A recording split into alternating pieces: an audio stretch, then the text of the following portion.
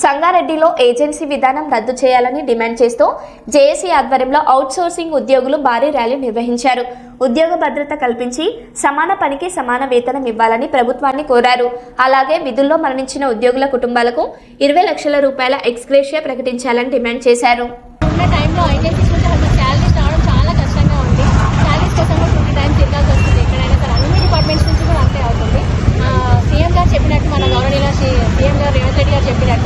Agency కదా నన్ను రద్దు చేసి కార్పొరేషన్లో కలుపుతామని చెప్పారు. అది ఇప్పటి వరకు అమలు చేయలేదు. ఇంకా మళ్ళీ ఇంకా ఏంటంటే ఏజెన్సీ నుంచి మాకు శాలరీ రావడం ఇబ్బంది అవుతుంది. ఈఎస్ఐ పిఎఫ్ కూడా మంత్లీ కూడా కట్టడం లేదు. ఒక 1 మంత్ కడుతున్నారు, ఒక 2 మంత్స్ కట్టడం లేదు. దానివల్ల చాలా ప్రాబ్లం అవుతుంది. ఇప్పుడు పర్మనెంట్ వాళ్ళకు చూసుకుంటే అందరం సమానంగా పనిచేస్తాం. మేము కూడా సమాన పనికి సమాన వేతనం ఇవ్వాల్సిందిగా కోరుతున్నాం. మెయిన్ చెప్పాలంటే ఏజెన్సీ విధానాన్ని రద్దు చేయాలి. ఏజెన్సీస్ ద్వారా ఏమవుతుందంటే మధ్యలో బ్రోకర్స్కి అమౌంట్ వెళ్ళిపోతుంది. మా అమౌంట్ మొత్తం వాళ్ళకి వెళ్ళిపోతుంది. అందుకే మేము ఇంత కష్టపడి మేము చేస్తున్నా కానీ మాకేం ఫలితం లేకుండా వెళ్తుంది. ఇంత చాలా మేము 8 hours 9 hours డ్యూటీ చేస్తున్నాం. ఒకసారి 10 hours కూడా చేయాల్సి వస్తుంది. హెల్త్ డిపార్ట్మెంట్లో అయితే చాలా, ఇంకా అన్ని డిపార్ట్మెంట్స్, ఒక్క డిపార్ట్మెంట్ కాదు, హెల్త్ డిపార్ట్మెంట్, సఖీ అందరూ చాలా మంది, మున్సిపల్ అన్నింటిలో కూడా అవుట్సోర్సింగ్ వాళ్ళు ఉన్నారు. దయచేసి సీఎం గారు, మన గవర్నమెంట్ మొత్తం దయచేసి మన ఏజెన్సీస్ మొత్తం రద్దు చేసి గవర్నమెంట్ కార్పొరేషన్లో కలపాలని మేము వేడుకుంటున్నామండి. ఇది మా విన్నపం. ఈరోజు మాకు ముఖ్యంగా ఏంటంటే ఈ ఏజెన్సీ విధానాన్ని రద్దు చేస్తే మా వచ్చేటువంటి జీతం కూడా నేరుగా మాకు వచ్చి కొంతవరకు లాభం పొందుతామని చెప్పేసి మేము హెచ్చరిస్తూ ఉన్నాం.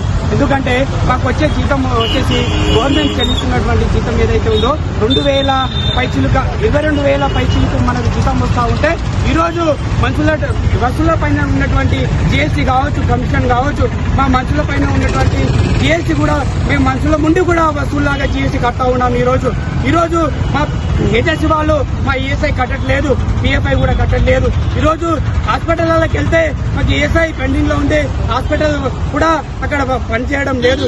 కావున మేము కోరుకున్నట్టు ఒకటే, మేము మా ఏజెన్సీ విధానాన్ని రద్దు చేసుకుని వెంటనే మా కార్పొరేషన్ ఏర్పాటు చేయాల్సింది కోరుతా ఉన్నాం. ఈరోజు చాలా జీతాలతో మేము జీవిస్తూ ఉన్నాం. ఈరోజు మా ఫ్యామిలీ కుటుంబాలలో కూడా ఆరోగ్య పరిస్థితులు వస్తాయి, మేము ఏం చేయలేని పరిస్థితిలో ఉన్నాము. దయచేసి మేము అడుగుతున్నది ఒకటే, మాకు రెగ్యులేట్ చేయమని కాదు, మాకు ఇంకోటి చేయమని కాదు, మాకు ఉన్నటువంటి ఏదైతే ఉందో ఏజెన్సీ విధానాన్ని రద్దు చేసి వెంటనే మాకు కార్పొరేషన్ ద్వారా జీతాలు చెల్లించేందుకు కోరుతా ఉన్నాం. కార్పొరేషన్ చెల్లిస్తే ఇలాంటి ఒక్క రూపాయి కూడా గవర్నమెంట్ కు భారం పడదని చెప్పేసి మేము అంటా ఉన్నాం. దయచేసి ఇప్పుడు కూడా మా అవుట్సోర్సింగ్ ఉద్యోగుల బాధల్ని వినండి అని చెప్పేసి అంటా ఉన్నాం. మేము ఈరోజు మాకు బేసిక్ పే 15,600 రూపాయలు ఉంటే మాకు గవర్నమెంట్ ఇస్తున్నది 22,136 రూపాయలు. మాకు వస్తున్నది 13,000 పై చిల్లర మాకు వస్తున్నది. మాకు వచ్చేది జిఎస్టీ మాకు 4,000 చిల్లర రూపాయలు కడతా ఉన్నాం. ఈరోజు మేము చూస్తా ఉన్నాం, మా దేశంలో ఎక్కడైనా కానీ జిఎస్టీ వస్తువులకే ఉంది.